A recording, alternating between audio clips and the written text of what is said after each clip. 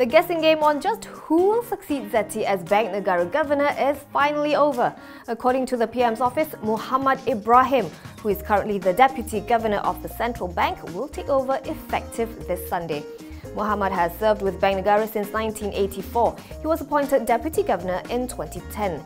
He is a member of the Central Bank's Monetary Policy Committee and Financial Stability Committee. He has a master's degree from Harvard University. Muhammad's appointment ends months of uncertainty ahead of Zeti's retirement after leading the institution for 16 years.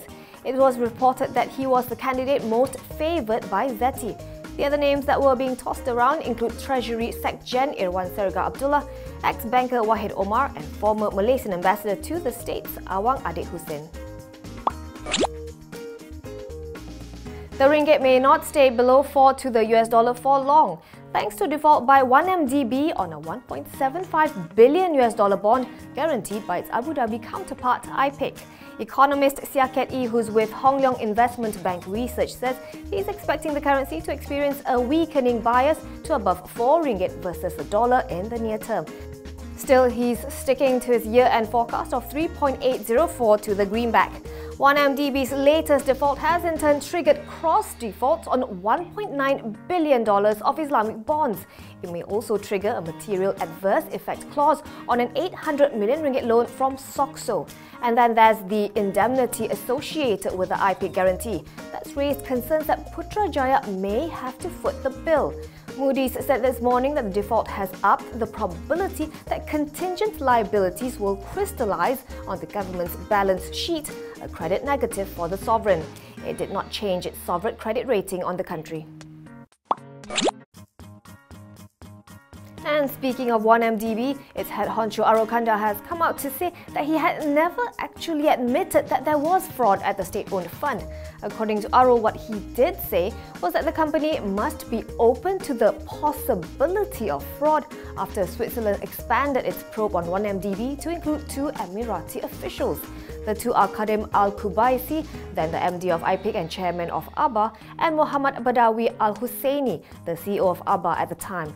In an exclusive interview with The Edge Malaysia published last Saturday, Arul had said that these 2 officials could have committed a massive fraud and that there could have been collaboration from within 1MDB.